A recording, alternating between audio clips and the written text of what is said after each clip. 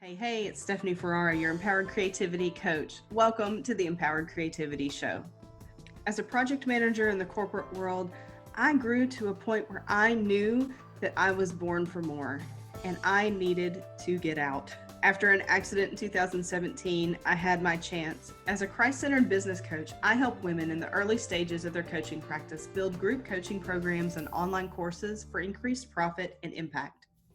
Hey, it's Stephanie Ferrara, your Empowered Creativity Coach. So excited to talk to you today about choosing the best URL for your business.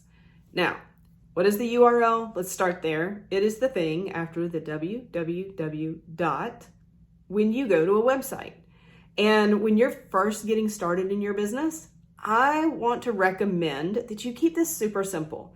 It does not have to be clever. It doesn't have to be fantastic. It doesn't have to be anything other than your name. If your name is available, that is my number one tip. Use your name. Start there.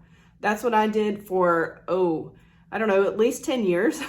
My website was stephanieferrara.com because it was easy. It was simple. It didn't matter what I was selling, promoting, what I was talking about on the blog at that time, whatever. It could change with me as I was learning what I needed to do in my business or what I wanted to do in my business. And I didn't have to change the URL because it was tied to a product or it was tied to a particular theme, a particular type of coaching, like none of that. So my name was the simplest thing to use for my URL. Now that doesn't mean that you can't go and name your business something else. But when you're getting started, when you're first starting out, like you can still go to stephanieferrara.com and you'll see a little bit there and you'll see two options and both of them are going to take you over to empoweredcreativitycoach.com because that is my URL that I rebranded and relaunched in 19, somewhere around there. Anyway, a few years ago. And that's been working well for me. stephanieferrara.com served me well for a really long time. And it is truly, when you are branding yourself, when you're branding your new business and you're trying to figure out what is it that you want to call it, what do you want to do? Like, take the pressure off of yourself and just use your name. For one, you're never going to forget it. And when you're doing podcast interviews, when you're talking about your site and you're directing people to your site, rather, maybe it's a new blog post, maybe it is a new free offer or a new product, new course, new whatever, you can always say, you can just go to stephanieferrara.com to purchase or to get my free thing or to read the latest blog post. Right? It's super, super simple. And I have done that not only with my URL, but also my social media channels. All of my social media channels are Coach Stephanie Ferrara. For a long time, they were a little bit mixed up because of what was available in trying to just tie it to my name. So for my Facebook page, it was Stephanie Ferrara Biz. For my Instagram, I think it was Stephanie Ferrara or S Ferrara or something like that. And then my Twitter was something different and my LinkedIn was something different. But I've gone through and I've gone and changed all of those so it's consistent. You can find me anywhere at Coach Stephanie Ferrara. Super simple, right? Makes it really easy. People will remember your name usually more than they'll remember what was the name of her company. Her name was Stephanie, but what was her name of her company? So being able to use your name is great. And you can say, but you don't do that anymore, Stephanie. Well, I made a decision a few years ago to totally rebrand. I built a whole new website, or I had my designer build a whole new website for me. And that was just part of the relaunch of my business, was to rename it as well. But again, I still have stephanieferrara.com and you're still going to find me if you go there. And so that, I think, is the easiest way to build a website or to decide what your URL is going to be without having to do tons of market research. Now, the only thing is, like, if you can't find your name, if you have a fairly common name or something like that, your name may already be taken. So you might need to do something a little bit different, a little creative, use your middle initial or do something just a little bit different. But for the most part, usually you can find your name. And so I highly recommend that.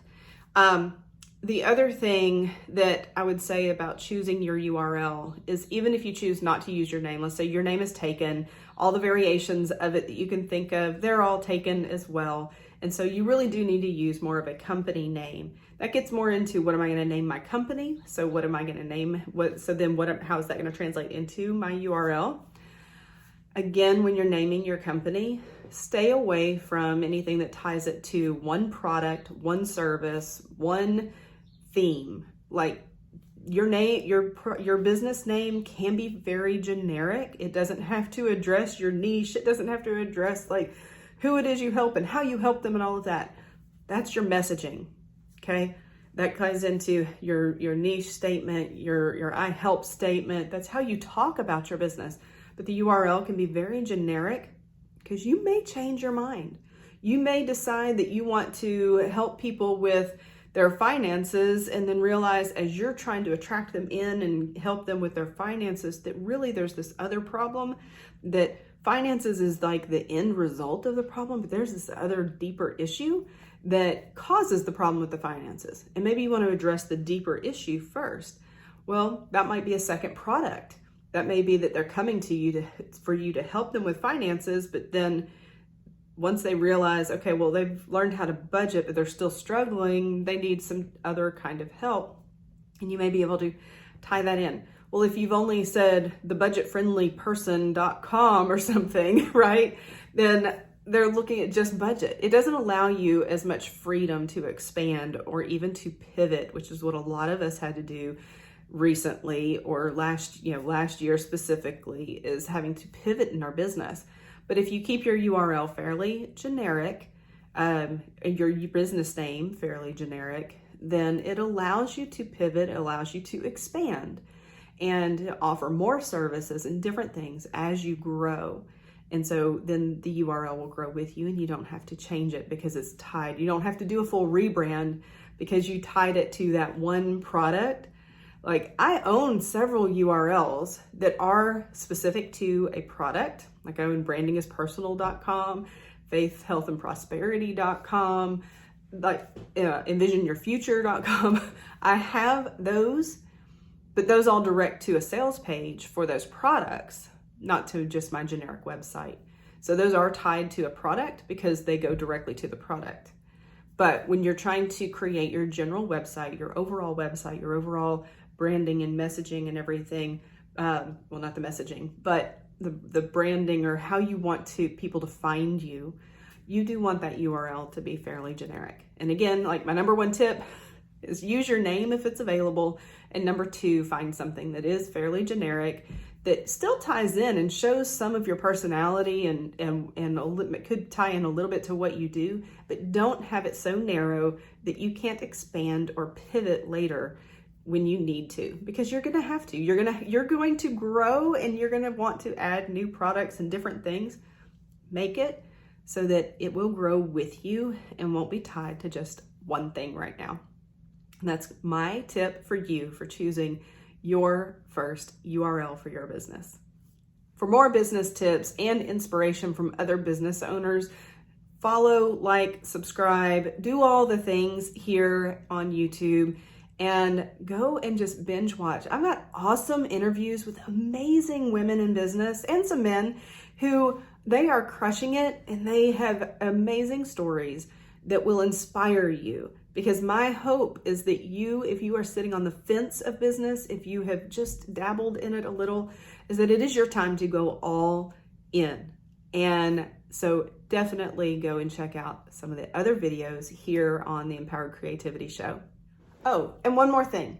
If you haven't checked out Kingdom Biz Incubator, go do that now. You can go to empoweredcreativitycoach.com/KBI and look at what we have for you within the Kingdom Biz Incubator member community. We have all of the information, all of the details, all of the support and help and training that you need to get your business started, to get it up and running, to get those first people on your email list, to get those first customers in the door of your online business, if you are a coach, if you are a course creator, if you are a service provider, then this member community is for you. And the biggest thing, the main purpose of this community is to really form that community of other Christian women business owners who want to have God as their CEO and the Holy Spirit as their lead business advisor. And this is the place to learn how to do that, to be surrounded by others who want the same thing and are growing their businesses. So you have the mental support, you have the encouragement, you also have the training, you have the business support. You have me as your guide throughout the whole process to help you grow your business into what you want it to be, because God gave you the dream. And He's given you that dream, and now it's your time to take action to make it happen. So join KBI, Kingdom Biz Incubator, today at empoweredcreativitycoach.com/KBI.